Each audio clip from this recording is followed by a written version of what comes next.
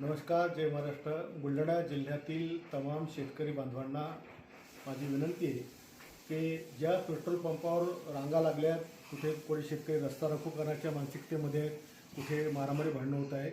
पण मी आपल्याला सांगू इच्छितो की डिझेलचा पेट्रोलचा तुटवडा आपल्या जिल्ह्यात आणि महाराष्ट्रात नाही.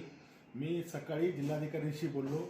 सगळ्या कंपनीवाल्यांचं म्हणणं आहे की पेट्रोल पंपवाले जेवढ्या गाड्या पाठवतील तेवढ्या गाड्या आम्ही भरून द्यायला तयार आहे. त्यांनी फक्त गाड्या पाठवाव्यात आणि त्याच्यामुळे शेतीची मशागतीची काम आपल्याला करायची आहे. शेतीची कामं ही एका जन्माची कामं असतात, म्हणून सगळ्यांना मशागती करता डिझेलचं काम त्या ठिकाणी पडणार आहे आणि म्हणून सगळ्यांना डिझेल मिळेल अशी व्यवस्था मी जिल्हाधिकाऱ्यांना त्या ठिकाणी सांगितली आहे. डिझेलच्यामुळे गावागावात पाण्याचे टँकरसुद्धा जात नाही, त्याच्याकरता सुद्धा पाण्याच्या टँकरकरता वेगळी व्यवस्था करण्याची, वेगळे पेट्रोल पंप देण्याची मागणी आपण जिल्हाधिकारी केली आणि तीही व्यवस्था त्या ठिकाणी झाली. केवळ नगरपालिका क्षेत्रामध्ये अत्यावश्यक सेवा पुरवणारा नगरपालिका हे घंटागाड्या असतील, बाकी सफाईचे वाहन असतील, त्यांच्यासुद्धा वेगळ्या डिझेलची व्यवस्था करण्यात आली. त्याच्यामुळे कोणीही असं काही घाई समजू नका किंवा स्टोअर करायचा प्रयत्न करू नका की आपल्याला पुढे डिझेल भेटणारच नाही.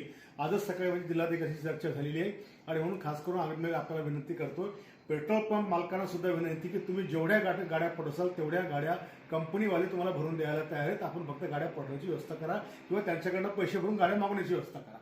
धन्यवाद.